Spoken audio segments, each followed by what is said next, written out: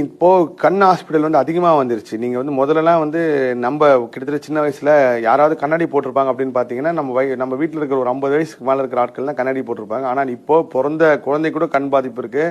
4 வயசுலேருந்து 5 வயசுலேருந்து 6 வயசுலேருந்து எல்லா குழந்தையும் கண்ணாடி போட ஆரம்பிச்சிட்டாங்க. அதுக்கு இன்னொரு ஒரு காரணம் நம்ம மொபைல் அதிகமா பார்க்கறதும் கூட. ப்ளஸ் வந்து ஊட்டச்சத்து குறைபாடு, நிறைய பிரச்சனைனால இந்த கண் சம்பந்தமான பாதிப்பு ஒரு நாளைக்கு இத்தனை சதவீதம் பார்வையற்றோர் குழந்தைகள் பிறக்கிறாங்க. அம்மா வயித்துல இருந்தே வரப்பயே குழந்தை பார்வை இல்லாம வருது அப்படின்றாங்க. இது ஒரு ஒரு விதத்துல ஜீன் படி இருந்தாலும் நம்மளோட வாழ்க்கை நடைமுறை நிறைய மாற்றம் அடைஞ்சதுனால இந்த கண் சம்பந்தமான பாதிப்பு வந்து கருவிலேயே வந்து கண்டுபிடிக்கிற வசதி இருந்தாலும் ஒரு சில டெக்னாலஜி மூலியமா தெரிய மாட்டேங்குது அப்படின்னு சொல்லி சொன்னாங்க. அதனால சின்ன வயசோ பெரிய வயசோ யாரா இருந்தாலும் யாருக்கெல்லாம் கண் பாதிப்பு இருக்கோ, கண் சம்பந்தப்பட்ட பாதிப்பு இருக்கோ, அவங்க எல்லாருமே இந்த பாடலை பாடி முருகப்பெருமானோட அந்த நோய் குணமாகணும்ட்டு நானும் வேண்டி இந்த பாடலை சொல்றேன். எந்த தெய்வத்துக்கு இல்லாத ஒரு சிறப்பு முருகப்பெருமான் இருக்குன்னு கிட்டத்தட்ட ஒரு 1,00,000 சிறப்புகளை சொல்லிட்டே போகலாம். அதுல தெய்வத்துக்கு மட்டும்தான் வந்து ஒரு சில பேரோட